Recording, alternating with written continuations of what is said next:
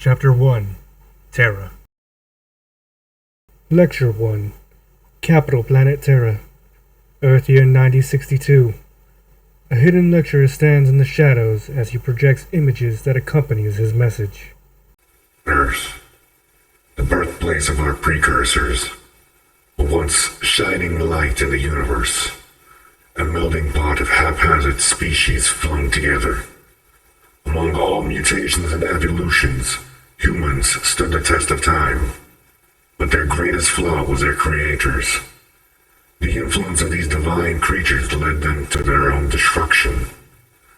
They not only learned from these beings, but took after them as well, devoting prayer and unadulterated love to their chosen gods. Some returned in kind, gifting strength, weapons, or valuable tools to aid their species further. However, humans were still incredibly young, and this was a part of divine beings' intentions. Humans grew over time but slowly declined with age. They became a plague to Earth, spreading destruction and disease, leaving their original home dilapidated. Not only did they carve out its resources, but they ravaged the landscape with fruitless wars, killing each other over the strict belief that their divine was the only true God. Now, we may not have been much better, but at least we created new land and fought only to protect ourselves. To a point, of course. Sometimes you must settle an argument by striking first. Those of Tera, our beautiful home, set a low standard for its fellow and former species. We allowed them supplies and trade while they refrained from attacking us. A generous offer, given they could not properly use even the antiquated technology we gave them. However, to no one's surprise, many could not resist trying to take more. We always returned with deadly sustained force, while remaining peaceful in the end. We, the Terranians, are currently one of the most advanced and politically uncorrupt government systems in the universe. While now we are closer to a monarchy, our roots were much more scattered. On Earth, we held elections and chose our leaders as many others did, and our perfectly harmonized civilization was more than 200 years ahead of any other country. To this day, we are vastly superior in all fields of technological advances compared to most alien life. However, Tera was not always perfect. In the Irish Revolution of 2048, a society known as terraformers, or creators of Earth, bent on building better land for the world, revolted. Seceding themselves from the island, they separated their borders, cutting their part of the land away from mainland Ireland, and drifting off between the United Kingdom and Greenland. They named their new home Tera, after the Latin word for earth or land. Their knowledge of land creation enabled them to amass great wealth by selling artificial islands to countries seeking refueling platforms or small forts. With their wealth, they were able to buy and trade supplies with ease, but they had no defense against outside forces. They were scientists and engineers at first, not warriors. They hired mercenaries to protect their shores, yet they could not shake the concern within their minds. Fearing an eventual hostile takeover, Tera started designing weapons. They decided to make something superior to other weaponry, but their earliest attempts were disastrous. Because they were building these weapons for the sake of their own safety, not for crime or money, they sought only the best. Practice made perfect, and within time they were able to create the first functioning handheld railgun. These mercenaries knew the exact capabilities of such a weapon, and Tera attempted to keep them in check, although those mercenaries still wished to maintain their positions. The mercenaries had grown accustomed to the seclusion of an island. Having been initially welcomed, they were deterred from departing the island. The silence from war was more than enough to soothe their chaotic minds. Eventually, 38 years later, Tera manufactured and sold a number of the less advanced weapons in their arsenal. This raised their revenue to a new level, enabling Tera to finally produce their own military.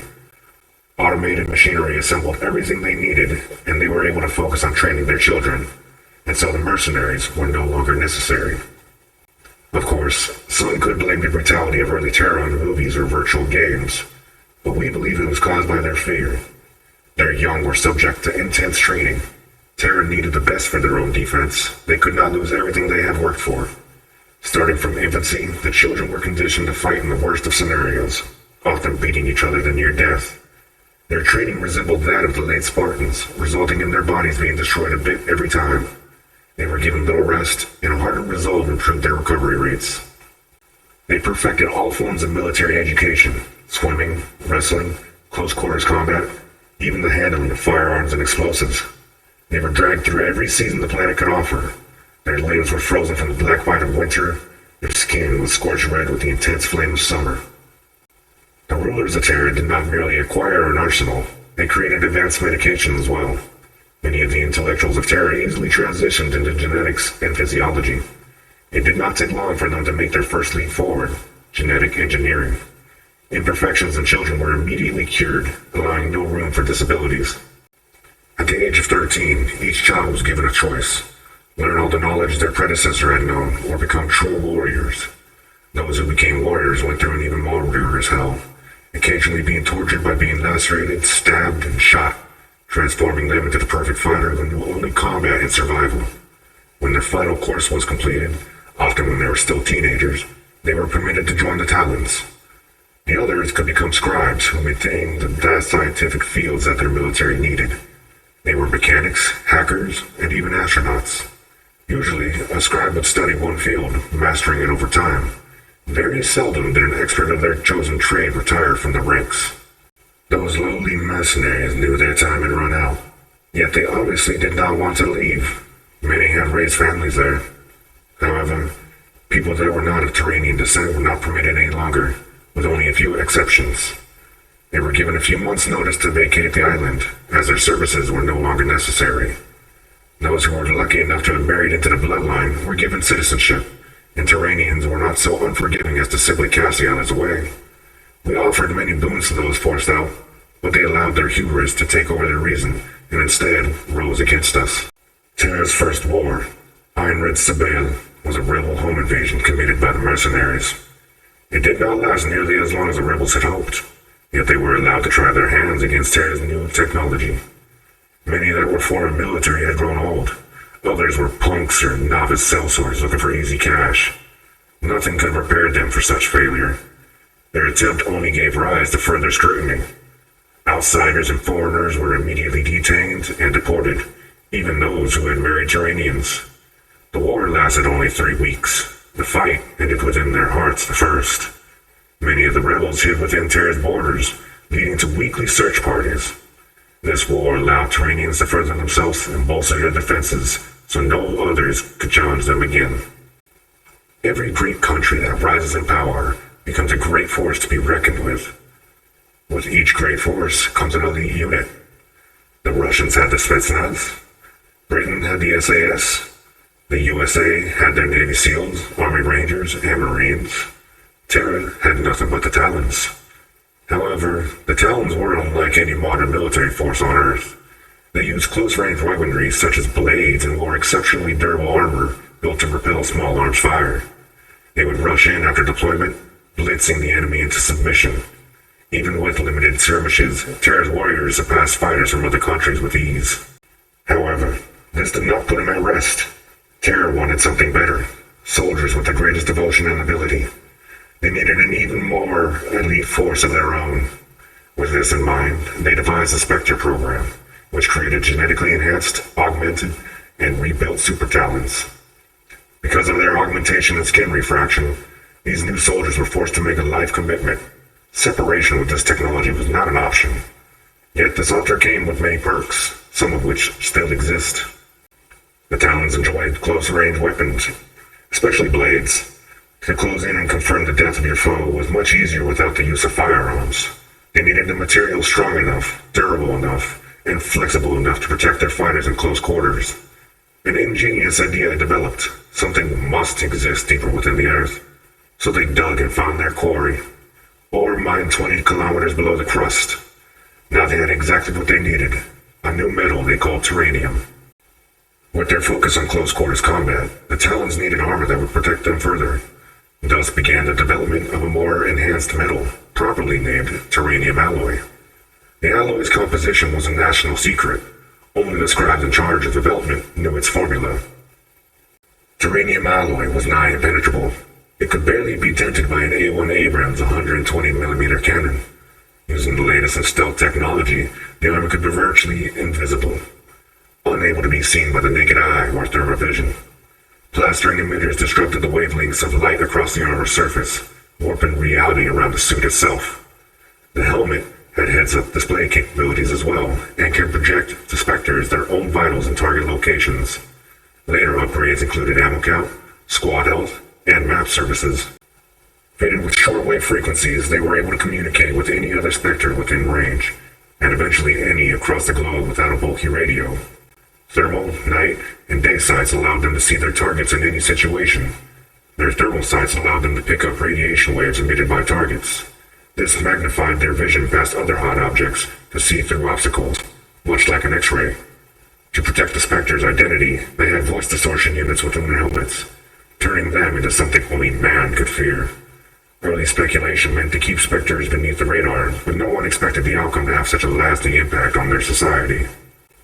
Their desire for bladed weaponry led to Kaiser gauntlets, paper-thin hafnium carbonitride layers mixed with their new alloy.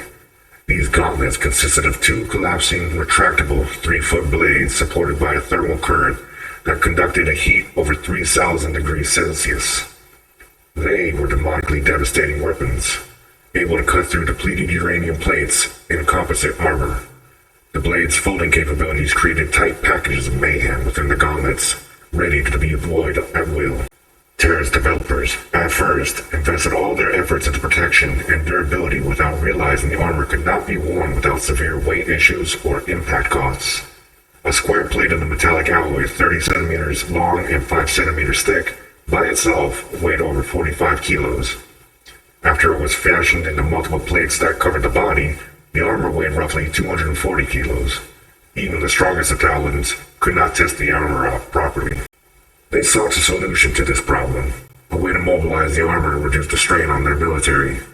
What was their solution?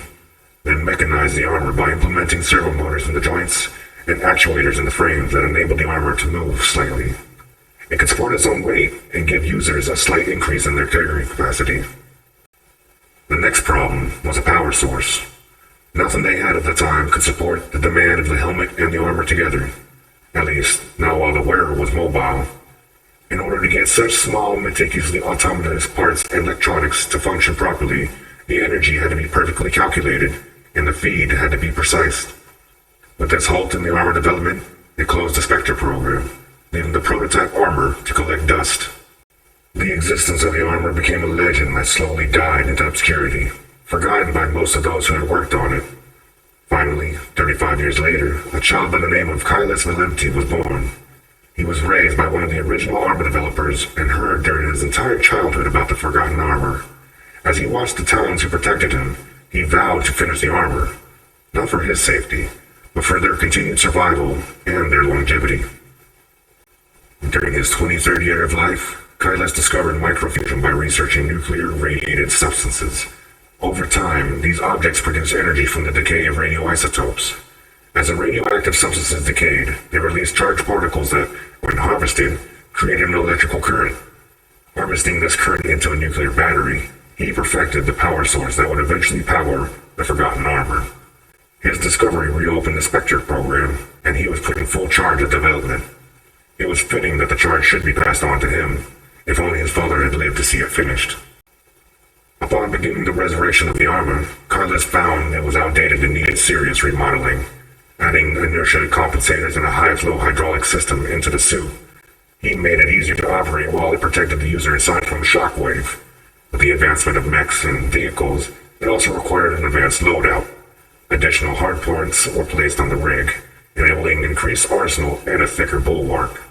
A suitable power source enabled this increase in weight, placing it near half a ton. The miniature reactor that was embedded within the back remained the most protected area of them all. He also devised a naming protocol for all Talons accepted into the Spectre program. The names would resemble those of an unorthodox figure, such as plague or famine. Even the invention he would perceive kept this terrifying nomenclature, but it did give some shock value. The following year, 2145, marked the first time the suit was used in the field.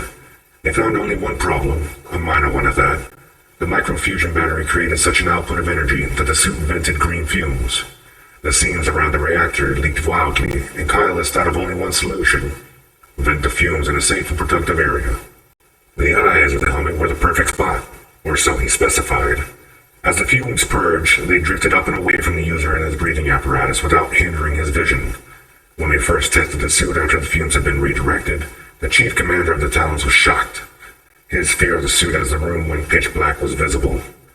"I never thought a demon-like soul could be born by our hands alone," he said. "For when you stare into the void, sometimes it stares back." Most people in life must consider their futures. Given the chance, would any of you accept benign, if absolute servitude? Not slavery, of course. No one is a slave to destiny, but try a pact, one that absorbs your life.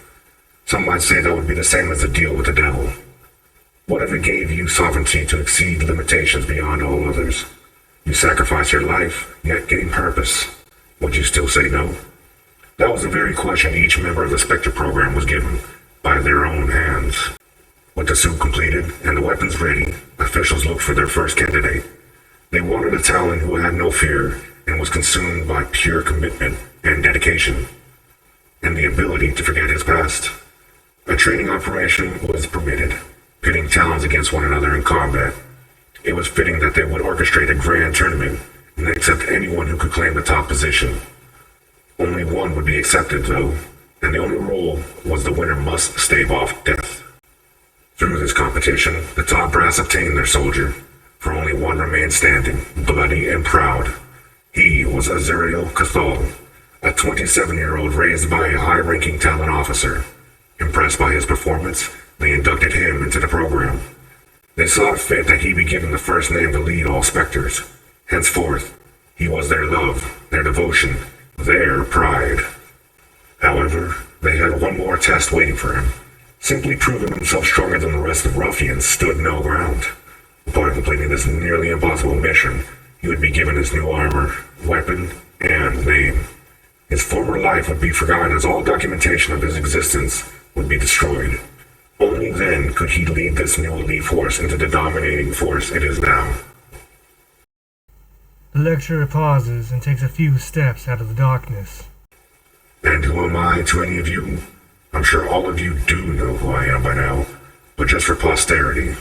He turns aside and unlatches his helmet. A hissing sound issues forth as pressure is released and the helmet shuts down. I am your master, Pride.